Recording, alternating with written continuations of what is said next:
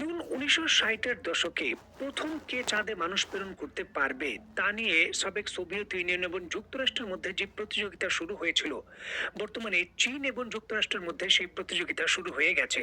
এবং এই সফট পাওয়ারের প্রতিযোগিতায় বর্তমানে দুই দেশ বিলিয়ন বিলিয়ন ডলার, অনেকটা পানির মতো তাদের রকেট সিস্টেম এবং এই প্রজেক্টে ঢালছে। স্ক্রিনে বর্তমানে আপনারা যে চারজন ব্যক্তির ছবি দেখছেন, একজন মহিলা সহ প্রথমবার একজন মহিলা চাঁদে যাবেন।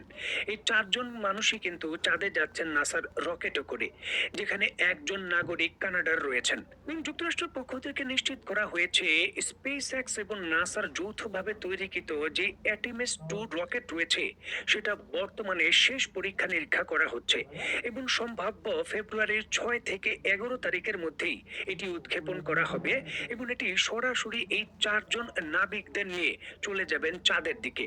দেখুন, চাঁদের 10 দিনের মিশন থাকবে। এটি 10 দিনের মধ্যেই এটা পৌঁছে যাবে চাঁদে এবং সেখান থেকে চলে আসবে।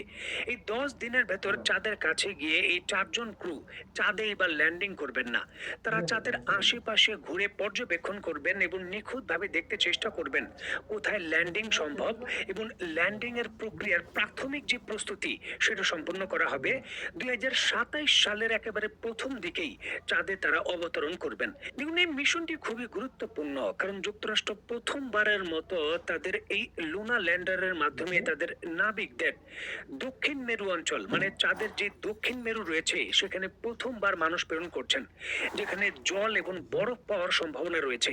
যদি এমনটা পাওয়া যায়, সেই অঞ্চলে বেস গঠন করে বা বেস পার্মানেন্ট তৈরি করে তাদের বিশাল পরিমাণের যে খনিজ সম্পদ রয়েছে, বিশাল পরিমাণের গোল্ড কিংবা হীরা পাওয়ার সম্ভাবনা রয়েছে, সেগুলো তারা আয়ত্ত করতে পারবে। এবং এমনটাই হতে পারে যে প্রথম এই দক্ষিণ মেরুতে অবস্থান করে যুক্তরাষ্ট্র চাঁদের একটি বিশাল ভূখণ্ডকে নিজেদের দেশের ভূখণ্ড হিসাবে ঘোষণা করতে পারে, কারণ যেহেতু তারা গিয়ে পৌঁছেছে। দেখুন, এই মিশনটি বর্তমানে তীব্রভাবে উত্তেজনা এবং প্রতিযোগিতা তৈরি করেছে চীনের মধ্যে, কারণ চীন যেহেতু বিশ্ব নেতৃত্ব নিতে চাচ্ছে, তারা কিন্তু এই লুনার প্রোগ্রাম বা চাঁদে মানুষ প্রেরণের প্রোগ্রাম 2030 সালের মধ্যে করতে চায়। যদিও তারা এই ধরনের রকেট সিস্টেম এখনো তৈরি করতে সফল হয়নি, যেখানে চাঁদের কাছাকাছি এই চারজন যে নভোচারী রয়েছেন তাদের নিয়ে যেতে পারবে। এই ধরনের শক্তিশালী রকেট সিস্টেম এবং এই ধরনের প্রযুক্তি এখনো চীন তৈরি করতে পারেনি। তবে তারা আশা করছেন 2028 সালের মধ্যেই তারা এটা সফলভাবে করতে পারবে। এখন চীনের এই প্রোগ্রামের পূর্বেই যুক্তরাষ্ট্র 2027 সালের মধ্যেই যদি চাঁদে তাদের এই নভোচারীদের ল্যান্ড করাতে পারেন, এটি হবে একটি গেম চেঞ্জার প্রকল্প। তারা কিন্তু অনেকটাই সাবেক সোভিয়েত ইউনিয়নকে যেভাবে থামিয়ে দিয়েছিলেন, চীনকেও থামিয়ে দিতে পারবে। দেখুন, মানুষের আকর্ষণ থাকে প্রথম কি হয়েছে এই বিষয়ে। 1960-এর দশকে সোভিয়েত ইউনিয়ন এবং যুক্তরাষ্ট্র একই প্রতিযোগিতায় লিপ্ত ছিল, তবে যুক্তরাষ্ট্র প্রথম যখন চাঁদে মানুষ প্রেরণ করে ফেলে, সোভিয়েত ইউনিয়ন সেই প্রোগ্রামকে আর অ্যাক্টিভ করেনি, আর অগ্রসর করেনি। এখন চীনের পূর্বে যদি যুক্তরাষ্ট্র আবার এই ধরনের কার্যক্রম করে ফেলে, তাহলে চীনের যে চাঁদের প্রোগ্রাম রয়েছে সেটাও কিন্তু অনেকটা অস্থিরতার মধ্যে পড়বে, একটা অস্থিতিশীল পরিস্থিতিতে সেটা বাস্তবায়ন নাও হতে পারে।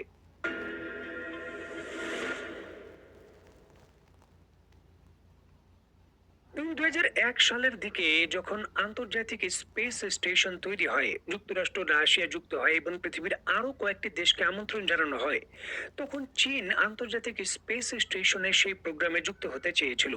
তবে যুক্তরাষ্ট্র চীনকে যুক্ত হতে দেয়নি, তিরস্কার করে বলেছে চীন এই ধরনের প্রযুক্তির জন্য, এই ধরনের বড় প্রোগ্রামের জন্য এখনো অপ্রস্তুত। তাদের দক্ষতা এবং তাদের প্রযুক্তিগত সক্ষমতা অনেক বছর পিছিয়ে।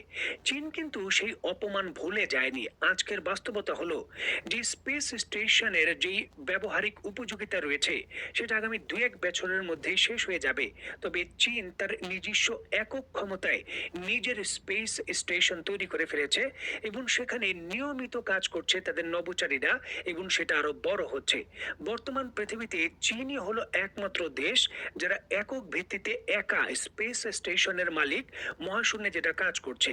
এখন এটি চীনের জন্য একটা সাইকোলজিক্যাল ওয়ার, বলতে পারেন মনস্তাত্ত্বিক একটা যুদ্ধ, যে যদি তারা প্রথমে এই লুনার যে স্পেস প্রোগ্রাম রয়েছে, চাঁদে যাওয়ার যে নতুন প্রোগ্রাম রয়েছে, সেখানে কঠিনভাবে তাদের সক্ষমতা না দেখাতে পারে, তাহলে তাদের প্রযুক্তিগত যে সক্ষমতা রয়েছে তা নিয়ে প্রশ্ন তোলার জায়গা থাকবে, যেটা চীন হয়তো কখনোই চায় না। কারণ চীন কিন্তু বিশ্ব নেতৃত্বের জন্য সফট পাওয়ারের কেন্দ্রবিন্দুতে থাকতে চায়। অপরদিকে যুক্তরাষ্ট্র তার যে সফট পাওয়ার রয়েছে সেটা ধরে রেখে প্রমাণ দিতে চায় যে এখনো প্রযুক্তিগতভাবে আমরাই সেরা, বিশ্বকে নেতৃত্ব দেওয়ার জন্য আমরাই যোগ্য। কারণ আমরা পৃথিবী ছেড়ে চাঁদেও আমাদের যে মানুষের পদচিহ্ন সেটা অঙ্কিত করতে পেরেছি। এখন প্রতিযোগিতা কিন্তু কঠিনভাবে চলছে। যুক্তরাষ্ট্র 50 বছর পর রকেট উৎক্ষেপণ করতে যাচ্ছে। রকেট কিন্তু এখনো সফল হয়নি, উৎক্ষেপণ করতে যাচ্ছে। যুক্তরাষ্ট্র আশা করছে 10 দিনের মিশনে তাদের 4 জন নাবিক সরাসরি চাঁদের আশেপাশে ঘুরে আবার ফেরত আসবেন। এটা যদি সফল হয় সফল মিশন, আর যদি ব্যর্থ হয় তাহলে কিন্তু চীন এগিয়ে থাকবে। সুতরাং প্রতিযোগিতা চলছে, দেখার বিষয় চূড়ান্তভাবে কি হয়। তো বন্ধুরা, আজকের মতো